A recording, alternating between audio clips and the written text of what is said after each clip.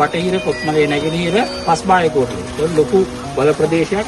මේ බල ප්‍රදේශයේ ගත්තම අවතැන් වෙච්ච කඳවුරු, අවතැන් වෙච්ච පුද්ගලයෝ, ඊට අමතරව සමහරක් කට්ටියට ඇවිල්ලා ඉඳලා ආපහු ගිහිල්ලා නැවත එන තත්වයකට බොහොම අසීරුතා රැසක් මැදේ ඉන්න ප්‍රදේශයක් තමයි කොත්මලේ බටහිර, කොත්මලේ නැගෙනහිර සහ පස්බාය කෝට්ටේ කියන්නේ. ඉතාදර ලෙස උදව් උපකාර කරනවා වෛද්‍ය බණ්ඩාර මැතිතුමා.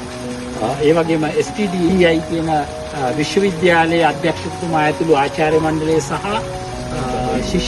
ශිෂ්‍යාවන් මේ හැම කෙනෙක්ම උගුල්ලු බලන්න ආවා. මම හිතන්නේ අද උදේ 8ට පෙර ඉඳලා ඒගොල්ලෝ දුරකථන ඇමතුම් දීලා සම්බන්ධ වෙනවා.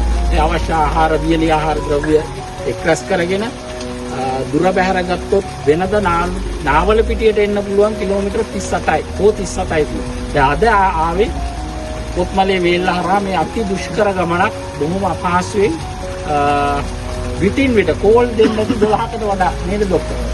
ඒ වගේ අපි දෙගොල්ල සම්බන්ධීකරණය කරගෙන මෙතෙන්ට ආවේ ඕගොල්ලෝ බලන්න. ඒ වෙනුවෙන් දෙපැත්තෙම කෘතගුණ දැක්වීම. මේ එතුමලාගේ ධන පරිත්‍යාගය ඕගොල්ලන්ට දෙනවා. ඕගොල්ලන්ගේ සෙනෙහස තමයි එතුමලාට දෙන්න ඕනේ.